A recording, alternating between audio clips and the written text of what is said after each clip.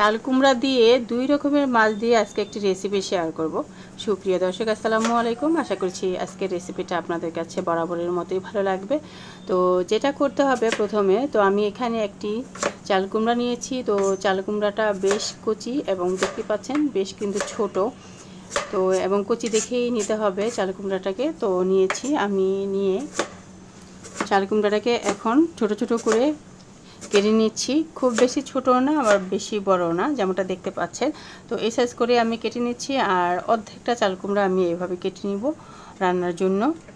চাল কুমড়া দিয়ে কয়েক রকমের আইটেম কিন্তু রান্না করা যায়। চাল কুমড়ার ভাজি এবং চাল কুমড়া দিয়ে মাছ দিয়ে রান্না করলে অসাধারণ লাগে সেই রান্নাটা।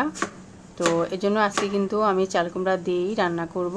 সুপ্রিয় দর্শক, যারা ভিডিওটা দেখবেন তাদের প্রতি রিকোয়েস্ট থাকবে একটা লাইক দিয়ে ভিডিওটা দেখে নেওয়ার জন্য। আসলে একটা লাইক দিলে কিন্তু কারো কোনো কষ্ট হয় না, অথবা কারো কোনো টাকাও নষ্ট হয় না। এই কাজটা কিন্তু আমরা সবাই সবার জন্য করে নিতে পারি।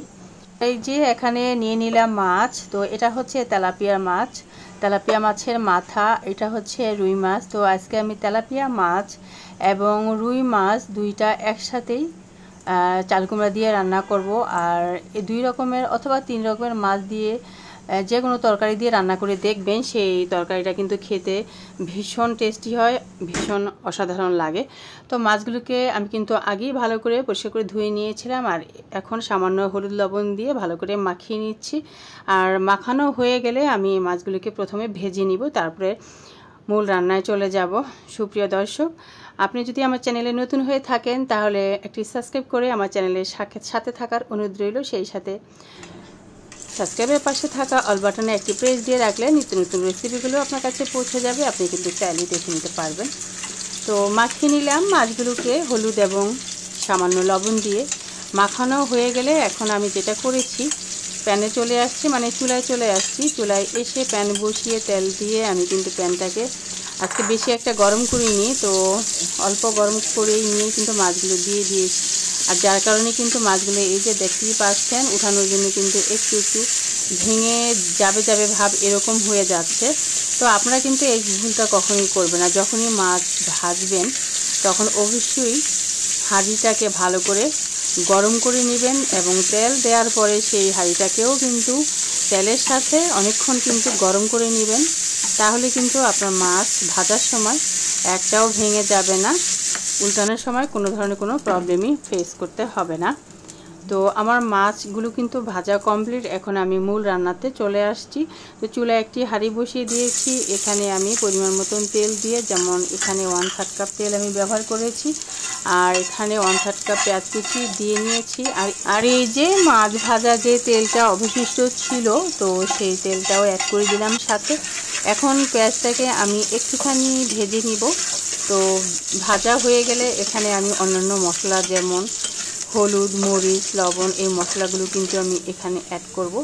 তো পেঁয়াজটাকে কিন্তু আমি খুব একটা বেশি ফ্রাই করিনি, হালকা একটু ভেজে নিয়েছি। আর আদা রসুন পেস্ট দিয়ে দিলাম এখানে আমি 1 চামচ পরিমাণ।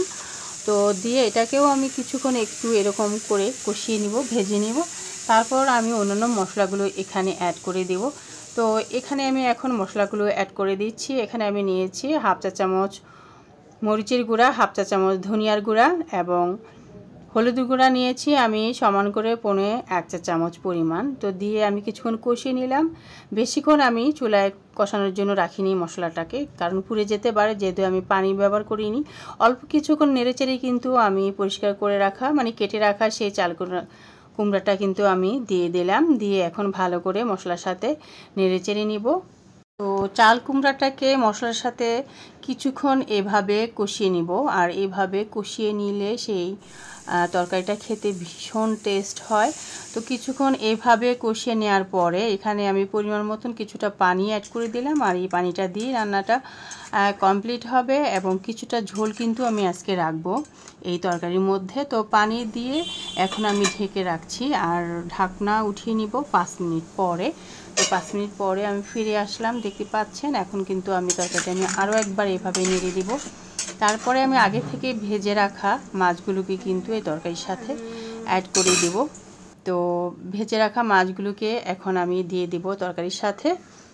আর তার আগে আমি এখানে আরেকটা তরকারি ব্যবহার করব, সেটা হচ্ছে টমেটো। তো আজকে আমি এখানে মিডিয়াম সাইজের একটা টমেটো কেটে নিয়েছি, বলতে এটা আমার ফ্রোজেন ছিল, হাতের কাছে ফ্রেশটা ছিল না।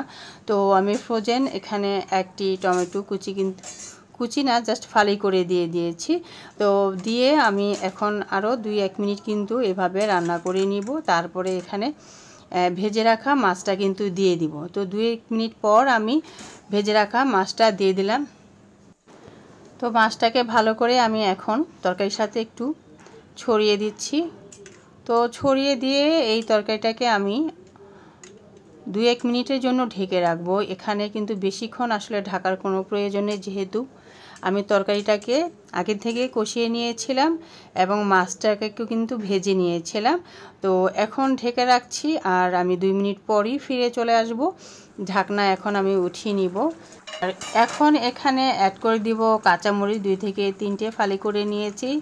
আর যেহেতু আমি গুঁড়ামরিচ সবসময় একটু কম দেওয়ার চেষ্টা করি, যারা আমার রান্নাগুলো দেখেন তারা নিশ্চয়ই জানেন যে আমি গুঁড়ামরিচ খুবই সামান্য 1/2 চা চামচ এই পরিমাণ দিয়ে থাকি।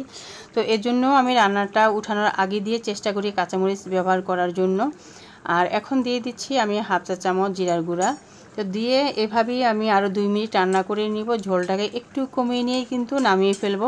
আর আমি শুরুতেই বলেছি আজকে তরকারিতে আমি একটু ঝোল রাখবো, মাছের ঝোল টাইপের এরকম আর কি রাখবো। যেহেতু এখানে চালকুমটা বেশ কচি এবং মাছগুলো কিন্তু বেশ ফ্রেশ ছিল। তো এই টাইপের ফ্রেশ মাছ থাকলে আর ফ্রেশ তরকারি থাকলে কিন্তু সেই তরকারিগুলোতে একটু ঝোল রাখলে খেতে বেশ লাগে, আর সেই তরকারিটা বেশ স্বাস্থ্যসম্মত হয় বলে আমি মনে করি। যার কারণে আজকে আমি এই তরকারিটাকে একটু ঝোল রাখার চেষ্টা করব। তো অলরেডি কিন্তু আমার রান্না একেবারেই কমপ্লিট। আমি কিন্তু তরকারিটাকে এর মধ্যে নামিয়ে নিয়েছি, সার্ভিসিং ডিশে সার্ভ করে নিয়েছি। প্রিয় দর্শক, আমার পরবর্তী রেসিপিতে ইনশাল্লাহ কথা হবে। ততক্ষণ পর্যন্ত সবাই ভালো থাকবেন, সুস্থ থাকবেন।